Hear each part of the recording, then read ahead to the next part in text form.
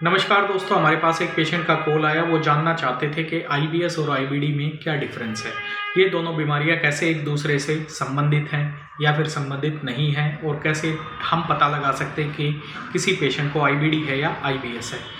देखिए, अगर हम बात करें तो आईबीएस का मतलब होता है इरिटेबल बाउल सिंड्रोम। बाउल का मतलब होता है हमारी आंतड़ियाँ, छोटी और बड़ी आंत। इरिटेबल का मतलब होता है वो इरिटेट हो जाती हैं। Irritable bowel syndrome. सिंड्रोम का मतलब होता है complex of sine and symptoms which designate towards a specific disorder. तो इसको हम कंबाइंड बोलते हैं इरिटेबल बाउल सिंड्रोम। तो कैसे पता लगाएं? इरिटेबल बाउल सिंड्रोम जो होता है, इसमें आप अल्ट्रासाउंड करवाओ, एंडोस्कोपी करवाओ, कोलोनोस्कोपी करवाओ, सीटी स्कैन करवाओ, एमआरआई करवाओ, कोई भी टेस्ट कराओ, सारे नॉर्मल आएंगे। क्योंकि यहाँ पे क्या है, इरिटेशन है। इरिटेशन को, शरीर के अंदर कोई इरिटेशन है, उसको पता करने का कोई टेस्ट आज तक कोई साइंस ने बना नहीं पाई है, इसलिए इसको हम बोलते हैं आईबीएस। ये 4 प्रकार की होती है आईबीएस। अगर आंतड़ियाँ हमारी इरिटेट होंगी तो वो या तो ज़्यादा काम करेंगी मतलब डायरिया हो जाएगा, आईबीएस डी टाइप, या बिल्कुल कम काम करेंगी तो सी टाइप, कॉन्स्टिपेशन, यानी कब्ज रहेगी आदमी को ज़्यादा। ठीक है।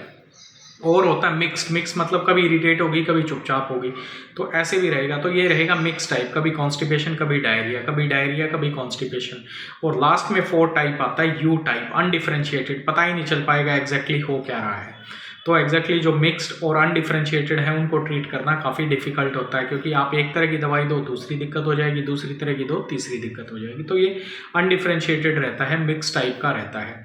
तो आईबीएस में क्या रहता है, यूजुअली नॉन ऑर्गेनिक रहती है। नॉन ऑर्गेनिक मतलब कोई आपको स्पेसिफिक डिजीज़ या डिसऑर्डर नहीं मिलेगा, कोई पैथोलॉजी नहीं मिलेगी, ऑर्गेनिक पैथोलॉजी नहीं मिलेगी।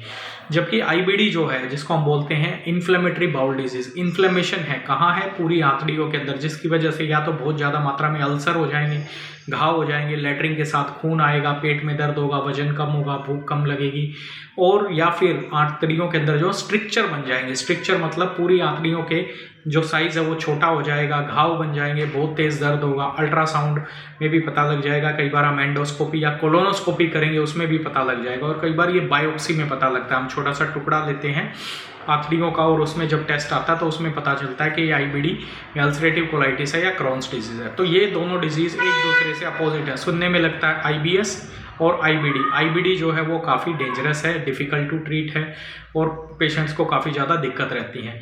बल्कि आईबीएस जो है वो फंक्शनल है। फंक्शनल मतलब प्रॉब्लम जो है वो फंक्शंस के लेवल पे है, बस आदमी की जो लाइफ है वो डिस्टर्ब रहती है, और कोई पैथोलॉजिकल अंदर प्रॉब्लम नहीं रहती है। लेकिन आईबीडी में पैथोलॉजिकल प्रॉब्लम रहती है, लाइफ भी डिस्टर्ब रहती है, सर्जरी भी होती है, दवाइयाँ भी लंबी खानी पड़ती हैं, और भी कई चीज़ें होती हैं। अगर आपको और भी कोई जानकारी जाननी है तो हमें आप मैसेज कर सकते हैं। Thank you very much.